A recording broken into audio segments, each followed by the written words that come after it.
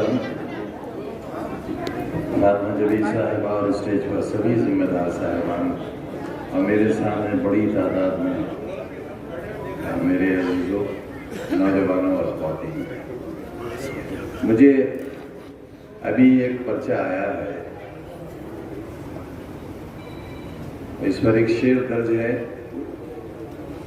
شاہین ایک پرندہ ہے جس کے بارے میں کہا یہ جاتا رہا ہے ماضی میں کہ کبھی کس ملک کا بادشاہ اگر مر گیا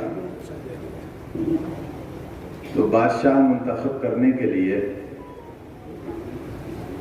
کوئی ضابطہ نہیں تھا، لہذا شاہین اڑایا جاتا تھا، اور وہ شاہین جس کے سر پر بیٹھ جائے وہی اس ملک کا بادشاہ ہوتا تھا۔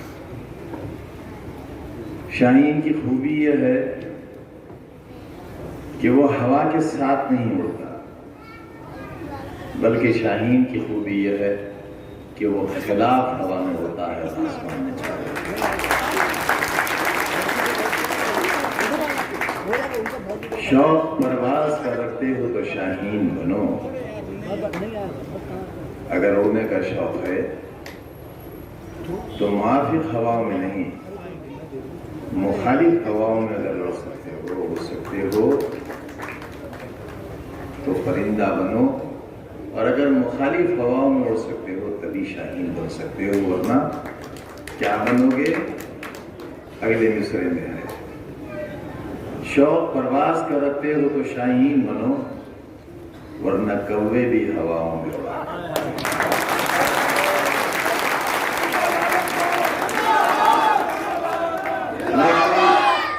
آپ سے بہت بھاری بھرکم تقریر کے لیے حاضر نہیں ہوا ہوں، وہ ایک صحیح سمت دکھانے والی بات آپ سے پہلی دن ہو گئی تھی، اور ایک ہی بات کو بار بار کہنے سے بات کا وزن ہلکا ہوتا ہے۔ ہم کبھی جب شروع کی تھی سیاست تب مخالفین کا ذکر بھی کرتے تھے، ان کا نام بھی لیتے تھے، ان کی کمیاں بھی گناتے تھے، لیکن 2 یا 3 چناؤ جیتنے کے بعد وہ طریقہ ختم کر دیا، اور ایک بار تو ایسا ہوا، ایک صاحب جو بار بار میرے خلاف لڑتے تھے اور ہارتے تھے، وہ ہارنے کے بعد میرے پاس آئے اور مجھ سے کہا کہ میں تمہیں اتنی گالیاں دیتا ہوں جلسوں میں، تم اس کا جواب کیوں نہیں دیتے؟ میں نے کہا یار جس دن میں تمہیں جواب دینا شروع کر دوں گا اس دن تم میرے مقابلے میں کھڑے ہونے لگو گے۔ لہذا جن سے ہم اتفاق نہیں کرتے اور آپ بھی نہیں کرتے، اور جو اصولوں کی کسوٹی پر پورے نہیں اترتے، ان کے تذکرے کی بھی ضرورت نہیں ہے۔ شاہین بننے کے لیے یہ مخالف ہواؤں میں اڑنے کے لیے بڑی ہمت کی ضرورت ہے۔ اس کے لیے صرف پرندہ ہونا کافی نہیں ہے، مضبوط پر ہو اس کی بھی ضرورت نہیں ہے، بلکہ ضرورت ہے مضبوط ارادے کی اور حوصلے کی اور منزل تک پہنچنے کی قوت کی۔ اگر یہ نہیں ہے تو پھر کچھ بھی نہیں ہے۔ ہم نے جہاں سے اڑنا شروع کیا تھا وہاں صرف مخالف ہوائیں تھیں، اور بہت سخت ہوائیں تھیں، آج اس سے بھی زیادہ سخت ہوائیں ہیں، اور ہوائیں نہیں ہیں، آج تو طوفان بلا ہے۔ مجھے جب میں علی گڑھ مسلم یونیورسٹی میں پڑھتا تھا، جب ایک بار میں لٹریری سیکریٹری ہوا، ایک بار کلچرل سیکریٹری ہوا، اور ایک بار یونین کا آنریری سیکریٹری ہوا۔ اس زمانے میں کبھی کسی سے سنا کے شعر بھی کہہ لیا کرتے تھے۔ آج مجھے کسی غزل کا ایک شعر یاد آ رہا ہے کہ طوفان بلا ہے کہیں گرداب مصائب، طوفان بلا ہے کہیں گرداب مصائب، ہستی ہے کہ قیاس کا دریا میرے آگے، ایک دھن ہے کہ چلتا ہی چلا جاتا ہوں آزم منزل کی خبر مجھ کو رستہ میرے آگے۔ یہ وہ زمانہ ہے جب ہم پڑھا کرتے تھے، لیکن احساس تو تھا ہمارے پاس اس وقت بھی، اور جب یہاں آئے تو یہاں بدترین غلامی کا دور دیکھا۔ جب یہاں سے گئے تھے تب بھی وہی تھا، لیکن اس وقت احساس جوان نہیں تھا۔ اگر یہاں رہے ہوتے تو انہی جیسے بنے ہوتے جن سے ہمارے مقابلے ہوتے رہے۔ کچھ لوگ ایسے ہیں جن کے بڑے نام ہیں، لیکن جب تک ان کا کاروبار ان کے ساتھ نہ جوڑا جائے تو ان کی پہچان نہیں ہوتی۔ کبھی کبھی ان کا جسمانی عیب نہ جوڑا جائے تو پہچان نہیں ہوتی۔ میں نہیں کہوں گا وہ کڑوی باتیں آج، کیونکہ اب اس کی ضرورت نہیں۔ ہمارے پاس ایک پورا پروگرام ہے زندگی کا، آنے والی نسلوں کے لیے ایک مشن ہے ہمارے پاس، اور یہی وجہ ہے کہ ہمارے ہر قدم ہر لفظ کی مخالفت ہوتی ہے، اور ہر لفظ پر ایک مقدمہ قائم ہوتا ہے، کیونکہ ہر لفظ دشمن کے سینے پر ایک کھروسا بن کے لگتا ہے، اس کے دماغ پر ایک کیل ٹھک جاتی ہے۔ یہی نہیں محلوں سے لڑائی کی تھی، اس لیے کی تھی کہ محلوں کا تسلط ہی نہ جائے، بلکہ محلوں سے پنپ کر نکلنے والے لوگ بھی آپ کو گمراہ اور برباد نہ کر سکیں، اور بہت کامیاب رہے اس کوشش میں۔ آدھی صدی تقریباً اس میں گزر گئی، لڑتے لڑتے، اور جب کچھ کرنے کا وقت آیا تو کرنے میں بھی کوئی کسر نہیں رکھی۔ کبھی کسی نے سوال کیوں نہیں کیا؟ جو آج محلوں سے آشیرواد لے کر سڑکوں پر نکلتے ہیں کہ جب تمہارے آقا کچھ نہیں کر سکے، جن کی حکمرانی تھی، جن کے محل تھے، جن کے قلعے تھے، جب وہ رامپور والوں کو سڑکوں پر چلنے کی اجازت نہیں دیتے تھے، کیونکہ جس سڑک پر نواب کی گاڑی گزرتی تھی اس پر تمہاری سواری نہیں گزر سکتی تھی، تو جو ہمارے قدموں کو راستہ نہیں دے سکے، اتنی بڑی طاقت کہ ملکہ وکٹوریا کے برابر کرسی تبدیل ہو، فرزند دل پذیر کا لقب ملا ہو، فرزند اگنیشیا کا لقب ملا ہو، کیا دیا رہا؟ کوئی یادگار، کوئی تو بتاؤ۔ میں جب شہر کی گھنی بستیوں سے گزرتا ہوں اور سڑکوں سے، تب اکثر ماضی کے بارے میں سوچتا چلتا ہوں کہ یہ کیسا تھا، آج کیسا ہے۔ ایک فروٹ منڈی ہوا کرتی تھی، اور صبح 6 بجے سے وہاں جام لگتا تھا، راستہ نہیں گزر سکتے تھے نوجوانوں۔ یہ بات اگر آپ کے دادا زندہ ہوں اور والدین زندہ ہو تو ان سے پوچھئے کہ دن کے 10-11 بجے تک وہ راستہ بالکل جام رہتا تھا۔ بچوں کے پرچے چھوٹ جاتے تھے، بچیوں کے ایگزام چھوٹ جاتے تھے، اور بیمار اکثر مر جاتے تھے، اور یہاں تک ہوا کہ راستہ رکنے کے سبب وہاں قتل ہو گیا۔ کہاں کی قیادت؟ اور آپ کے پاس تو تقریباً 40 برس، 40 سال کانگریس کی حکومت سینٹر میں بھی رہی اور اتر پردیش میں بھی رہی، اور آپ کا پورا قبضہ رہا تھا اس پر۔ وزیر اعلیٰ کا نام لے کر بلاتے تھے آپ کے اجداد کہ فلاں ادھر آؤ، نہیں آ، اور وزیر اعلیٰ آپ کی آواز بناتے تھے۔ وہ آپ کی تہذیب تھی، کیونکہ آپ کے بڑوں سے آپ نے کچھ سیکھا نہیں تھا، کیونکہ وہ بھی اسی تہذیب کے تھے جس کے آپ تھے، اس لیے کہ وہ تمہیں جھکاتے تھے میرے عزیزوں، اور خود 7 سمندر والے انگریز کے سامنے جا کر اتنے ہی سلام سے جھکتے تھے جتنے سے وہ ہمیں جھکاتے تھے۔ کوئی یادگار ہے؟ اگر سینٹر میں اور اسٹیٹ میں ہماری سرکاریں ہوں، میں پتہ نہیں زمین و آسمان کے بیچ کہاں لے جا کر اس بستی کو بسا دوں۔ میں نے اکثر کہا ہے کہ میرا دل چاہتا ہے کہ میں تمہاری سڑکوں کو سونے اور چاندی کا بنا دوں، اس لیے کہ یہ میرا وطن ہے، اس لیے کہ یہاں کی آہیں میں نے محسوس کی ہیں۔ سینکڑوں سال یہاں دبائے گئے ہو، روندے گئے ہو، برباد کیے گئے، جو لوگ بہت کچھ دے سکتے تھی، انہوں نے بہت کچھ چھینا ہے ہم سے، اور وہاں سے کبھی کوئی ضمیر کی آواز نہیں اٹھی. ہمیشہ بے ضمیر پیدا کیے گئے، ہمیشہ وہ لوگ پیدا کیے گئے جو رامپور کے لیے مصیبت اور آفت ثابت ہوئے. رولنگ بھی وہیں سے اور اپوزیشن بھی وہیں سے، یہ تھا ہمارا مقدر. اور اس طوفان کے بیچ آپ کا ایک نوجوان ساتھی علی گڑھ سے آتا ہے اور چیلنج کرتا ہے ان تمام طاقتوں کو ایک ساتھ.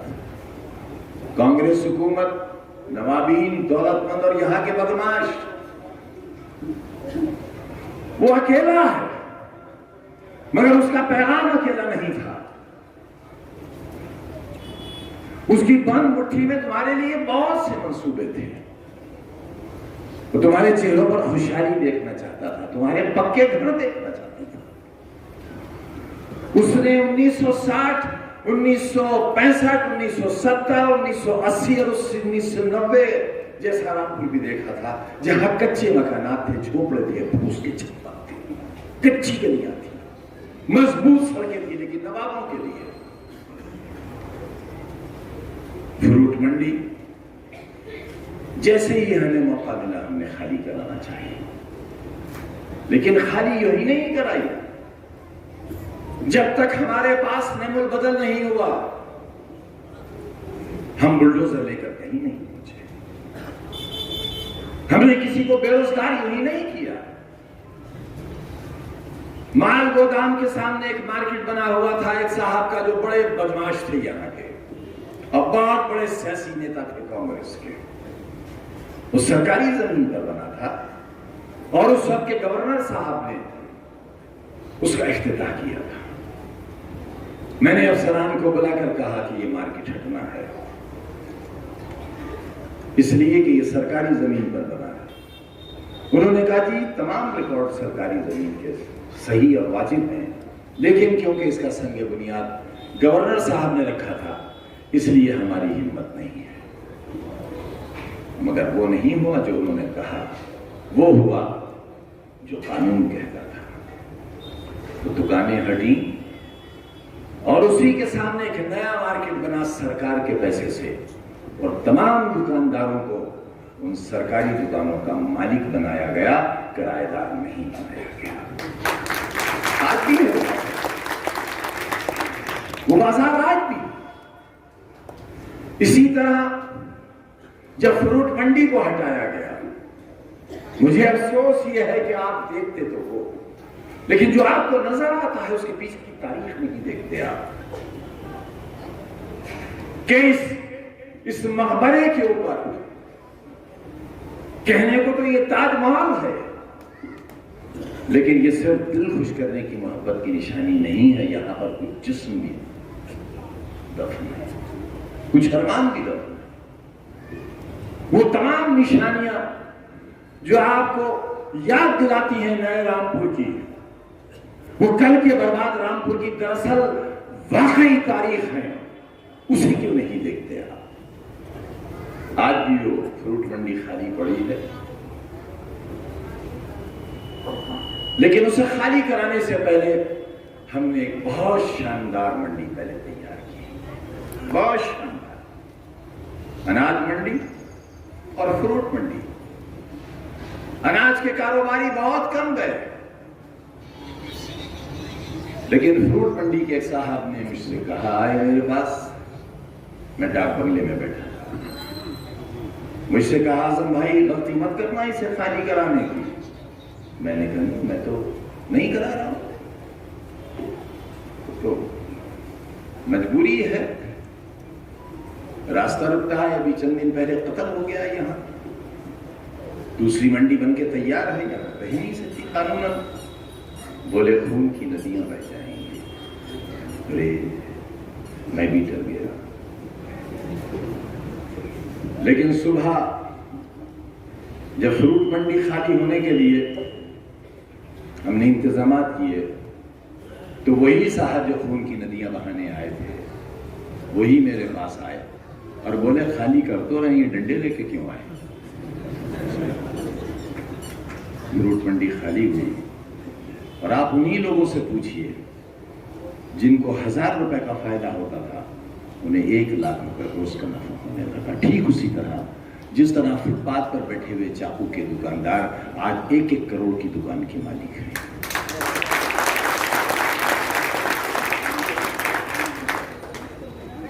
یوں ہی نہیں بن جاتی کوئی چیز، اس کے پیچھے یقیناً کوئی تاریخ ہوتی ہے. یہ دروازے جنہیں ہم نے بنوا دیا وہ بن گئے. یہ پہاڑی دروازہ آج بھی نہیں بن سکا. نوابوں کی پہچان کے بہت حمایتی ہیں لوگ، کیوں نہیں بنا؟ وکاس کے نام پر ایک منہدم دروازہ آج بھی جگہ خالی پڑی ہے. ایک ہی دروازہ بنوا دیتے. مگر تمہاری شناخت بدلنی ہے، تمہاری پہچان بدلنی ہے.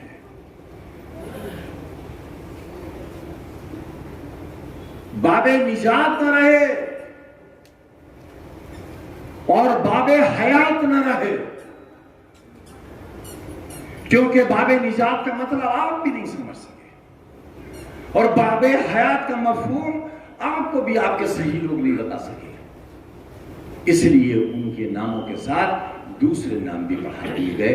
یہ ہوا وکاس کیونکہ اس رامپور کی نجات اور حیات سے آج کا نظام اتفاق نہیں کرتا، وہ نہیں کرتا. بات سمجھ میں آتی ہے مگر ایک نصیبوں تمہاری سمجھ میں نہیں آتی. یہ بات ہماری سمجھ میں نہیں آتی کہ باب حیات اور باب نجات کی پہچان کو آپ نے مٹنے دیا اور ہم جیل کی سلاخوں میں بند رہے.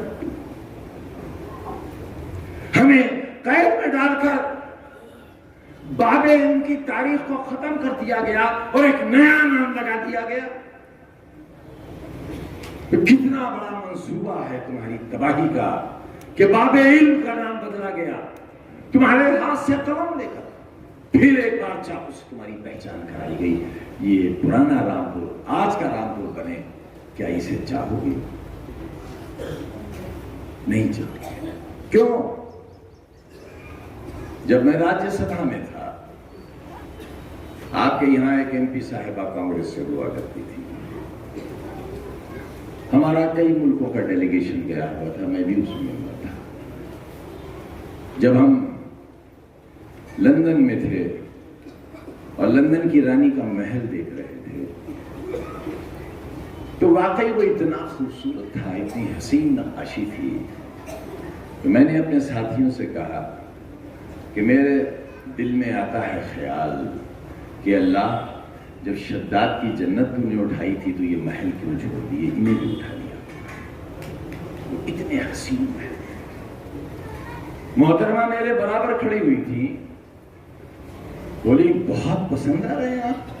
جی. آپ کو تو محلوں سے بہت نفرت ہے. میں نے کہا سواد بھی ہے اور اس محل سے بھی نفرت ہے، لیکن یاد وہ آ رہے ہیں جن کے ہاتھوں سے یہ محل تعمیر ہوئے اور نقاشی ہوئی. میں انہیں یاد رہا، محلوں کو نہیں. اس کے بعد جو جواب سنا میں نے ان سے، اگر اسے یاد نہیں رکھو گے نوجوانوں اور اپنی آنے والی نسلوں تک ان کے منصوبے منتقل نہیں کرو گے تو نہ جانے ہم جیسے کتنے لوگ جیل کے سیٹوں کے پیچھے دم توڑ دیں گے اور تمہاری بات کہنے والا پھر کوئی دوسرا پیدا نہیں ہوگا. مجھے جواب سننے کو ملا کہ محلوں کا دور پھر واپس آئے گا. انہی محلوں کے آگے جھکنا پڑے گا آپ کو. میں نے سارے MPs کو جمع کر لیا اور میں کہا دیکھیے یہ ہے لوکتنتر کی نمائندہ. یہ بات الگ کہ اس کے بعد پھر وہ اس ڈیلیگیشن سے واپس ہندوستان آ گئی. لیکن آج بھی ان کے منصوبے یہی ہیں کہ محلوں کا راج واپس ہو. اگر وہ نہیں آ سکتے تو ان کے سامنے جھکنے والے آپ کے تائید بن جائیں. ان کے حق میں تیار کر لو. اپنے گھوڑے کی رسی اپنے ہاتھ میں رکھنا چاہتے ہو یا ان کے ہاتھ میں دینا چاہتے ہو جنہوں نے صدیوں تمہارے اوپر سواری کی ہے. یہی سمجھاتے سمجھاتے ہم 2 مقدموں کے صرف فیصلے ہوئے ہیں، سینکڑوں باقی ہیں. اور دونوں مقدموں میں جو میکسیمم سب سے بڑی سزا ہو سکتی ہے وہ ہمیں ہوئی ہے، مجھے بھی، عبداللہ کو بھی۔ اور آج یہاں چلنے سے پہلے تحصیل سے حکم نامہ آیا ہم دونوں کے نام کہ آپ کا ووٹ دینے کا بھی حق ختم ہو چکا ہے، یہ آپ کو یاد دلایا جاتا ہے۔ کیا چاہتے ہو ہم سے؟ ووٹ دینے کا حق ختم ہوا ہے، ووٹ مانگنے کا حق ابھی ختم نہیں ہوا۔ میں وہ حق مانگنے آیا ہوں، میرے سارے حقوق ختم ہو گئے، لیکن ایک حق باقی ہے کہ میں ہندوستانی ہوں، یہ میرا وطن ہے، میرے اجداد کی قبریں ہیں، اور یہی پیچھے میرے دادا دفن ہیں۔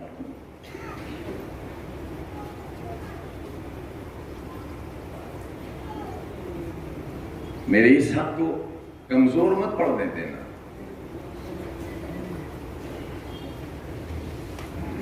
اور ہماری مضبوطی آپ ہو، آپ کا ایک گرم احساس ہمارے کتنے زخموں کا مرہم بنتا ہے، کتنی تکلیفوں کا علاج بنتا ہے۔ 2 آپریشن ہرنیا کے ہوئے، آپ سوچو اپنے آپ سے کہ کتنے دن آپ کو بستر پر لیٹنا چاہیے تھا۔ 2 بجے میں ڈسچارج ہوا آپریشن تھیٹر سے اور کمرے میں آیا اور فجر کی نماز پڑھ کے اس لیے چل دیا کہ ایک ایسی خاتون مقابلے میں ہے، میں باہر ہوں لیکن اس کا شوہر آج بھی جیل میں ہے۔ نہ میں نے اپنی صحت کی، نہ آپریشن کی، نہ زندگی کی کوئی پرواہ نہیں کی۔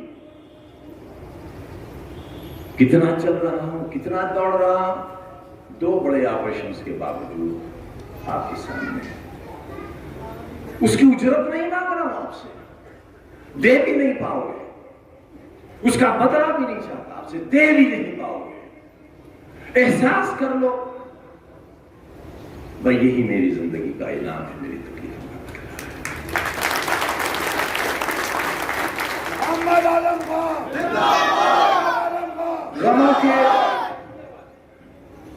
غموں کے بوجھ کا جتنا بڑا ٹوکرا ہم اپنے سر پر رکھ کر چلتے ہیں،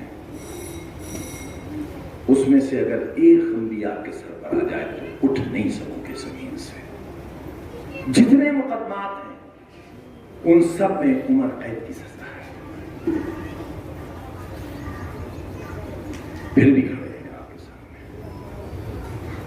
ہے کوئی ان میں یہ جو آج لعنت کے توق ڈالے ہوئے گلوں میں پھرتے ہیں اور سر جھکائے کھڑے ہیں محلوں کے آگے؟ پوچھو نا ان سے، جو اپنے سامنے کئی تھالے مرغ مسلم کی سجا کر تنہا بیٹھ کر کھاتے ہیں، پوچھو ان سے۔ مساجد کو ویران کرانے والوں سے، ملت کی آبرو کے لٹوانے والوں سے، ایمان کا سودا کرنے والوں سے، پوری قوم کو یتیم و یسیر کر دینے والوں سے کبھی تو سوال کرو۔ سارے سوالات بس ہم سے ہی ہیں۔ کیوں گرا نواب دروازہ؟ اس لیے نہیں گرا کہ میں نے گرانا چاہا، اس لیے کہ مخدوش ہو گیا تھا، وہ کسی دن آپ پر گر جاتا۔ اور یاد رکھنا، یہ قلعے کا دروازہ کبھی اگر غور سے جا کر دیکھو تو کتنے حصوں میں تقسیم ہے، کبھی یہ گر جائے گا کوئی نہیں کہہ سکتا، اور کتنے لوگ اس میں دب کے مر جائیں گے کوئی نہیں کہہ سکتا۔ وہ دروازہ اس لیے نہیں تھا کہ وہ تمہاری شان تھا، اس کا نام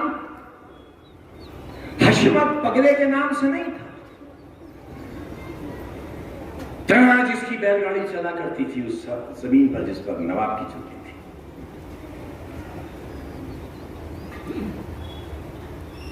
وہ وقار تھا، اس وقت کے فیوڈلزم کا، وہ فیوڈلزم جس نے پوری دنیا کو اپنے سورج کے نیچے چھپا رکھا تھا۔ اس برطانوی حکومت کا جو پورب سے لے کر پچھم تک اور اتر سے لے کر دکن تک پھیلی ہوئی تھی، اس کی عظمت کی نشانی تھی، مگر وسعت کتنی تھی اس میں، اس کی بلندی تو بہت تھی۔ کھجور کا پیڑ بہت اونچا ہوتا ہے، ناریل کا پیڑ بہت اونچا ہوتا ہے، پھل ہوتے ہیں چند اور سایہ بالکل نہیں ہوتا۔ ایسا ہی تھا وہ، اس میں سے صرف ایک سواری نکل سکتی تھی، اور وہ سواری تھی نواب کی، اور روز وہاں جام لگے ہوئے۔ دیکھو نا، جسے تم شہباز دروازہ کہتے تھے، شہباز جہاں بیگم کے نام سے تھا، میں ان کے ماضی اور ان کی تاریخ پر نہیں گیا، وہیں عیدگاہ بنی ہوئی ہے۔ میں نے بہت زمانے پہلے جب یہ دروازہ بدلا بھی نہیں گیا تھا، میرے ایک دوست ہے قندہاری صاحب، جن کا پیٹرول پمپ بھی تھا اور ٹرانسپورٹ بھی تھی، میں ان کے پاس بیٹھا تھا اور اتنے پیسے نہیں تھے کہ میں بورڈ بنوا سکتا، کیونکہ بورڈ بہت مہنگا بن رہا تھا۔ میں نے قندہاری صاحب سے کہا، یار یہاں ایک عیدگاہ گیٹ کا بورڈ لگوا دیجیے۔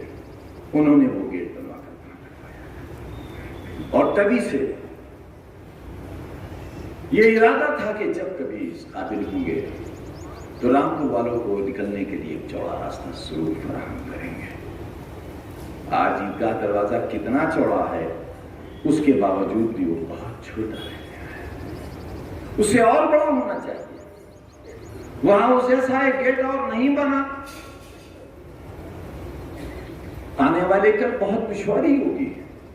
آپ کے شہر میں اگر کم سے کم 15-20 فلائی اوور نہیں بنے تو آنے والے 4-5 سالوں میں آپ شہر کی سڑکوں سے نہیں نکل سکیں گے۔ وکاس کا نام لینے والوں، 7واں برس ہے تمہارا، اور 12واں برس ہے دلی سے لے کر لکھنؤ تک اور رامپور تک۔ کوئی ایک یادگار، کوئی ایک نشانی تو بتا دو، سوائے اس کے کہ جو ہم نے بنایا تھا اس کو بھی برباد کر دیا، اجاڑ دیا۔ کتنا بڑا ٹریننگ سینٹر بنا کھڑا ہے پولیس لائن کے سامنے، پورے ہندوستان کے آفیسرز یہاں ٹریننگ لینے آتے، یہاں ٹھہرتے، کتنے لوگوں کو کاروبار ملتا، کتنا کام بڑھتا، خوشحالی آتی۔ لیکن جب سے سرکار گئی ہے وہاں ایک پیسے کا بھی کام نہیں ہوا ہے۔ جو ڈیوائیڈرز ہیں سڑکوں کے، جہاں سے ٹوٹ گئے ہیں وہاں ٹوٹ گئے ہیں، جو بینچیں اٹھا کر لوگ لے گئے ہیں ان کی جگہ دوسری بینچ نہیں لگی ہے، پولس میں جو بلب فیوز ہو گئے ہیں وہ بلب بدلے نہیں گئے ہیں۔ ہائے ہوا باب حیات، کیونکہ ہماری زندگی سے جڑا ہوا تھا، باب نجات جو نجات کا راستہ دیتا تھا ہمیں، ان کے نام ضرور دوسرے نام لگا دیے گئے، اور علم کے دروازے سے ہمیں محروم کر دیا گیا، تاکہ ہمارے ہاتھوں میں پھر چاقو اور چھریاں آ جائیں اور ہم پرانے رامپور کی تاریخ میں واپس لوٹ جائیں۔ یہ نہیں کرتے، اور تمہاری آنکھیں نہیں کھلتی، بڑوں کی نہیں کھلتی، سمجھ میں آتا ہے، لیکن ہمارے نوجوان کی نہیں کھلیں تو آگے راستہ بہت اندھیرا لگتا ہے۔ آپ سے یہی درخواست کرنے کے لیے آیا کہ ایک ایک شہر ایک ملک کا حصہ ہوتا ہے۔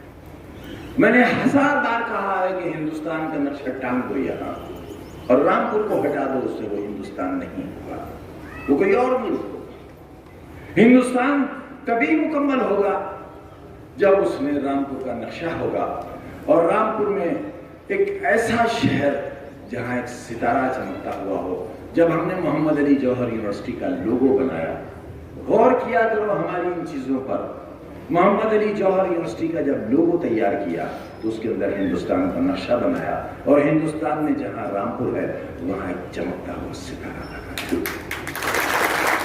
مگر کیا کریں، ہم تو آپ کے لیے چمکتے ہوئے ستارے اندھیری کوٹریوں میں تلاش کرتے ہیں، مگر آپ کو اپنی نگاہوں سے ستارے نظر نہیں آتے، اور آپ ان لوگوں کے پیچھے دوڑنے لگتے ہو جو نہ کل تمہارے تھے نہ آج ہیں، اور نہ کل ہو سکتے ہیں، کیونکہ ان کے پیروں کے نیچے اپنی زمین نہیں ہے، ان کی کوئی سوچ نہیں ہے۔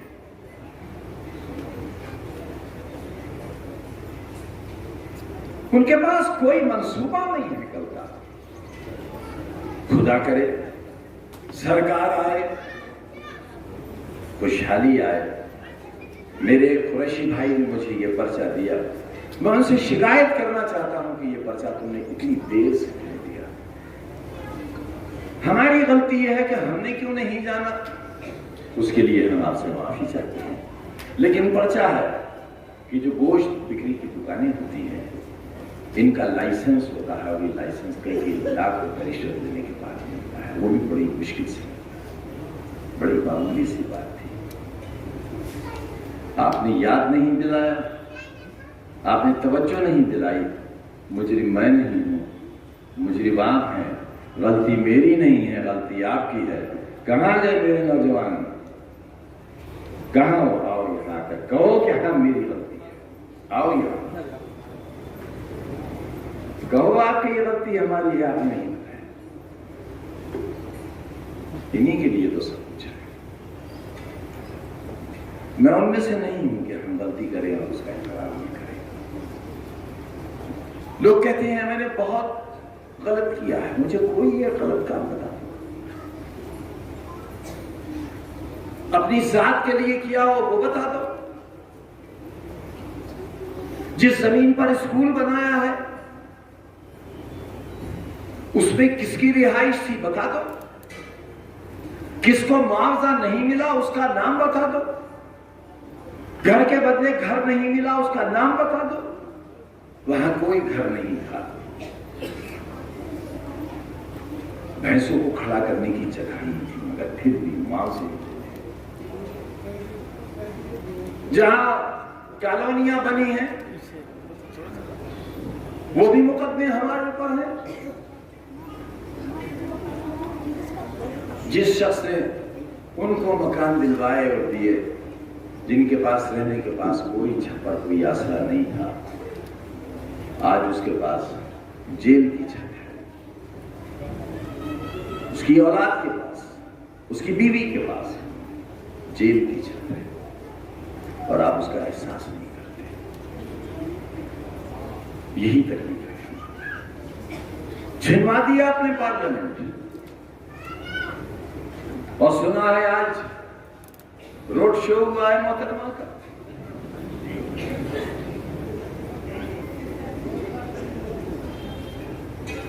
ہم ہارے نہیں ہیں،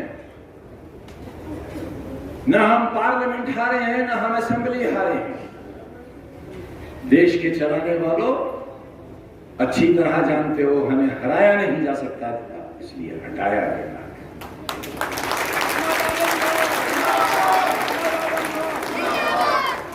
ہمیں نہیں ہرا سکتے کیونکہ ہمارے ساتھ آپ ہو اور آپ اس کے نائب ہو۔ جب وہ ہمارے ساتھ ہے اور اس کے نائب ہمارے ساتھ ہیں، نہیں ہرا نہیں، کوئی تکبر نہیں کیا کبھی۔ آپ کی سڑکوں آپ کی گلیوں پر مضبوط وزارت کرنے کے بعد بھی کبھی ہوٹر نہیں بجایا۔ احساس تھا کہ سڑکوں پر چلنے والے لوگوں کے کان بہت کم سنتے، اپنے کمزور رامپور والوں کو شان و شوکت دکھانے کے لیے گاڑیاں نہیں ہیں، ان کے کانوں پر ہارن اور ہوٹر بجانے کے لیے منادی تھی میری طرف سے۔ اور آج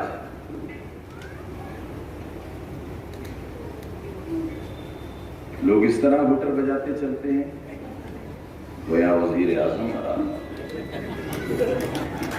کچھ لوگ تو ایسے ہی سنائے جب تک گھر کے اندر جا کر سو نہیں جاتے ہیں، ڈرائیور کو ہدایت ہے کہ گاڑی کا ہوٹر بجتا رہے تاکہ محلے والے جاگتے رہیں نیتا آیا ہے۔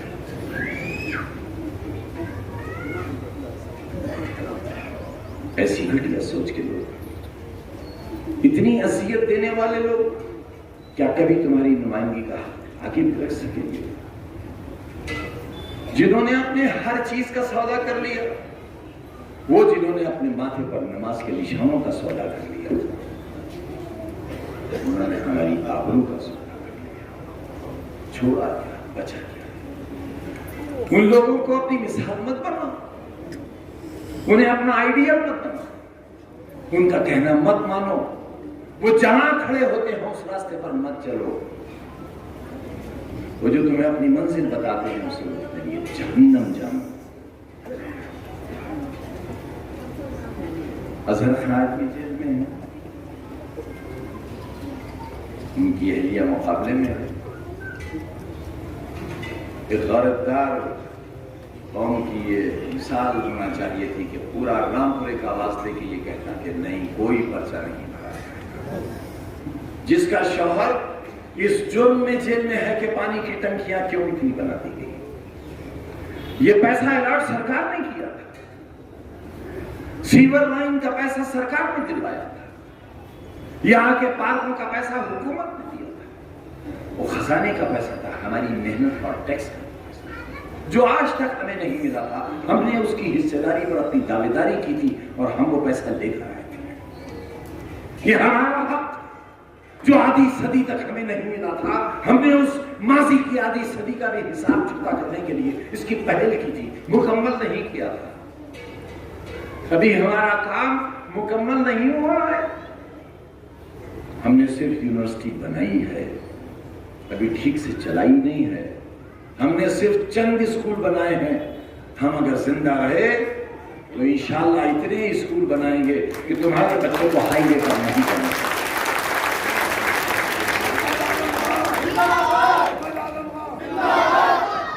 ایسی کمزور حکومت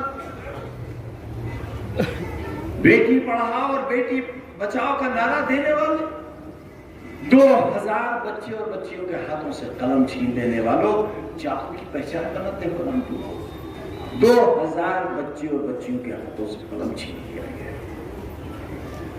کتنا بڑا ظلم، کتنی ناانصافی ہے۔ ہمارا یہ سنویدھانک حق ہے اور یہ دستوری کتاب میں لکھا ہوا ہے سنویدھان ہند میں کہ حکومت کی ذمہ داری ہے کہ ہر پیدا ہونے والے بچے کے ہاتھ میں قلم دے، ہر پیدا ہونے والے بچی اور بچی کے منہ میں دوا کی بوند ڈالے۔ اگر دوا ہوتی تو میں میڈیکل کالج کیوں بناتا ہوں؟ نہیں بننے دیا۔ کبھی سوچو آپ کون سے منصوبے لے کر آیا تھا اور کیا کر گزرنا چاہتے تھے ہم۔ میں میڈیکل کالج نہیں، میڈیکل انسٹیٹیوٹ بنا رہا تھا، آل انڈیا سے نہیں پڑھا۔ اگر وہ بن گیا ہوتا تو آج جو لوگ بیماری سے مر جاتے ہیں، موت تو یقیناً وقت پر آئے گی، لیکن کسی کو مراد آباد، بریلی، دلی اور بمبئی نہیں جانا پڑتا، بلکہ وہاں کے لوگ الحمدللہ یہاں آتے۔ یہ تھا ہمارا، لیکن آس نہیں توڑی ہے، امید بھی نہیں چھوڑی ہے۔ آج بھی منصوبہ یہی ہے، آس بھی یہی ہے، امید بھی یہی ہے۔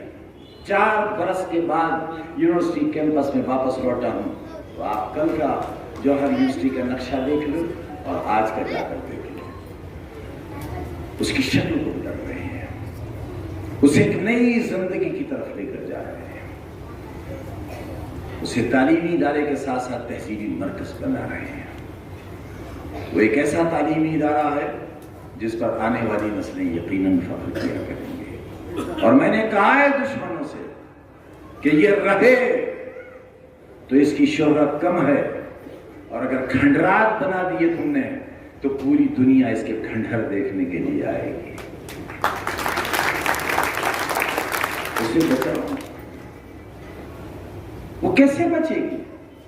وہ تب بچے گی جب فاطمہ جبی بچے گی، وہ تب بچے گی جب عاصم راجہ بچے گی، وہ تب بچے گی جب اتر پردیش کے ایوان میں تمہاری نمائندگی ہوگی، وہ تب بچے گی جب ہندوستان کی پارلیمنٹ میں تمہاری نمائندگی ہوگی، اور کوئی ایک ایسا تقریر کرنے والا اور اپنا مشورہ دینے والا بھی آئے گا کہ ایک دن کے اندر 1 کروڑ سے زیادہ لوگ اس کی تقریر کو سن رہے ہوں گے، اور پریشان ہو جائیں گے ملک چلانے والے، یہ کون آ گیا، اس کی آواز بند کرو، نکالو اسی سے ایوان سے، اور اسی دن یہ طے ہو گیا تھا کہ ہم ہرا تو نہیں سکیں گے اسے، آؤ ہٹانے کا منصوبہ تیار کرتے ہیں، اور بربادی کی تاریخ وہیں سے لکھنی شروع ہو گئی تھی۔ لیکن ایمان ہے 1977 میں جو کہا تھا آپ سے کہ پتہ نہیں ہلتا جب تک اللہ کا حکم نہیں ہوتا، وہی ایمان آج بھی ہے۔ اور جب یہ ایمان ہے تو پھر راستہ بھی نہیں بدلیں گے۔ ہم غلط راستے پر ہیں ہی نہیں تو راستہ بدلیں گے۔ ہم کل بھی صحیح راستے پر تھے، اسی راستے پر لے کر آپ کو چلنا چاہتے ہیں، اپنا ہم سفر بنانا چاہتے ہیں۔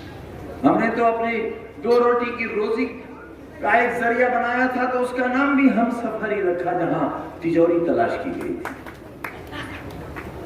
بتاؤ چوری کرے کوئی، برآمدگی ہو ہمارے یہاں سے۔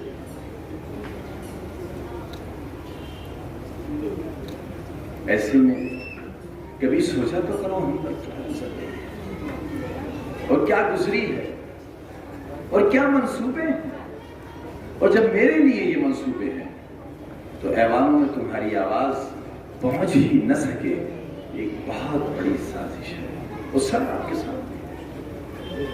پھر بھی اگر آنکھیں نہیں کھل سکی تو اس میں میری یا آپ کی کوئی غلطی نہیں ہے، ہماری تقدیر کی غلطی ہے۔ نہ ساتھ دیں گی وہ دم توڑتی ہوئی شمع اور نئے چراغ جلاؤ روشنی